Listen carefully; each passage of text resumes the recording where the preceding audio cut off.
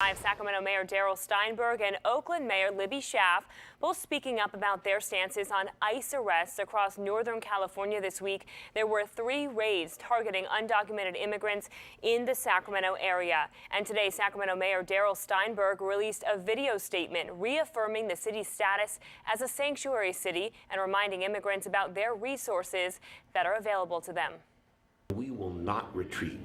We will stand up for inclusion, for diversity, for immigrants, and for people who are just trying to have their part of what we all love about our great city of Sacramento.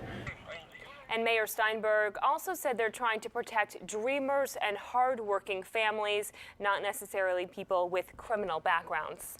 Well, the White House is now considering pursuing a charge of obstruction of justice against Oakland Mayor Libby Schaaf after she sent out a mass warning that ICE raids were coming. Schaaf made no apologies. In fact, she's now standing by her actions.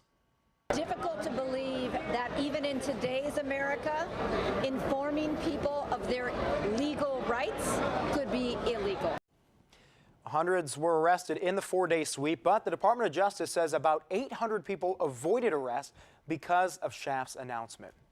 Now, all this is happening as President Trump's deadline for Congress to solve the DACA issue is still looming. That deadline is just 2 days away now. And what makes all of this even more complicated is that 2 federal judges, they've already ruled against the president's move to end DACA protections for Dreamers.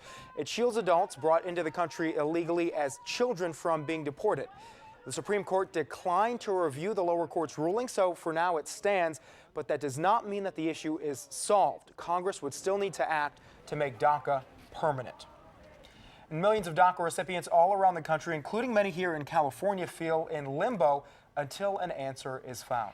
And dozens of people took to the streets today in Auburn to show their support for the program. Fox 40's Doug Johnson live in the newsroom with more now. Doug, what are people saying? Well, Allie, DACA recipients tell us that this is a scary time for them because they just don't know what's going to happen next. But despite the risk of speaking out publicly, they say now it's more important than ever to have their voices heard. Taking to the streets of Auburn, braving the rain and hail. Say it loud, say it clear.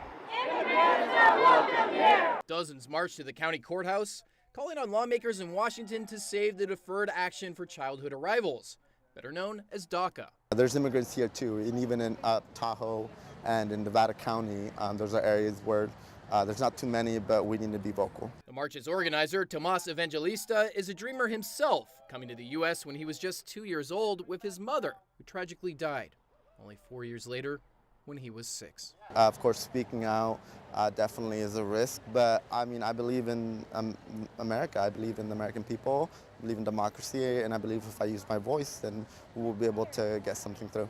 He says he knows he has an uphill battle, especially here in Placer County. It's been red for quite a time. A region which went for Trump in the 2016 election.